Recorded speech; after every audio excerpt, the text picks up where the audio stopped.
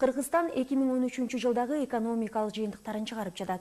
Расмий маалыматтарга караганда сандар көңүл жубатарлык. Өнөр жайдын өсүшү байкалып, ички дүң өнүмү рекорддуу көлөмдө жогорулаган.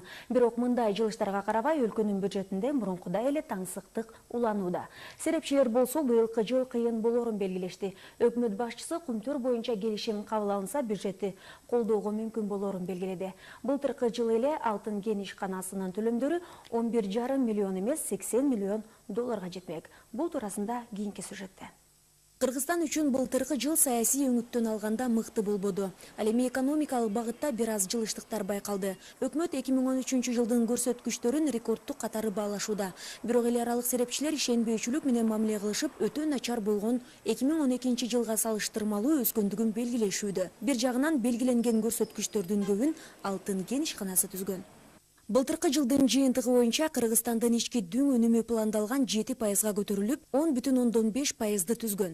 Мунун дээрлик жарымын кумтөр төлөгөн. Өнөр жай өндүрүшүнүн көлөмү 1,3-кө жогорулаган. Бирок алтын кен өндүрүшүн эсептебегенде бул сан болгону 3,5%ды түзмөк. Үлүштүк кошумчасын эсептегенде бир эле кумтөр компаниясы Кыргызстандын бардык өндүрүшүнүн 49%ын түзгөн. Ал эми тигүүчүлүк, энергетика жана отун энергетика тармактары 2012 жылдын көрсөткүчтөрү менен калган.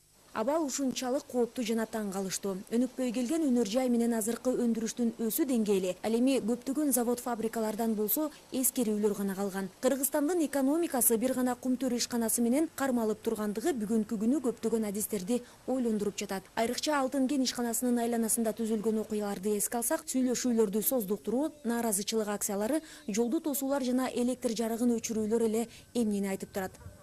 Эч нерсеге карабай кумтөр компаниясы 2013 жылдын жыйынтыгын ийгиликтүү аяктады. Өндүрүштүн көлөмү пландык көрсөткүчкө жетип, 18,5 миң килограммга жакын алтын казылып алынган. Үстүбүздөгү жылга дагы божомолдор жакшы. Ишкананы жаңылоого, жабдыктарды оңдоп түзүүгө жана башка жумуштарга 250 миллион доллар жумшалышы божомолдонуп жатат.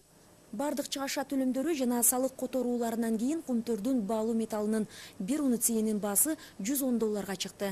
Бирок эң башкысы баалуу металлдын дүйнөлүк баасы бюджетке киргизилген наркы 1300 доллардан төмөндөбөсө болду. Негизинен мамлекеттик казынага которуулардын түшүшү алтын кенинен иштетүүдөн жана алтын казынуунун дүйнөлүк абалына гана байланыштуу эмес. Серепчилердин айтымында парламенттик угуулардагы кээ бир саясатчылардын кумтөр боюнча популисттик билдирүүлөрү дагы өлкөбүздүн экономикалык абалына терс таасирин тийгизиши мүмкүн.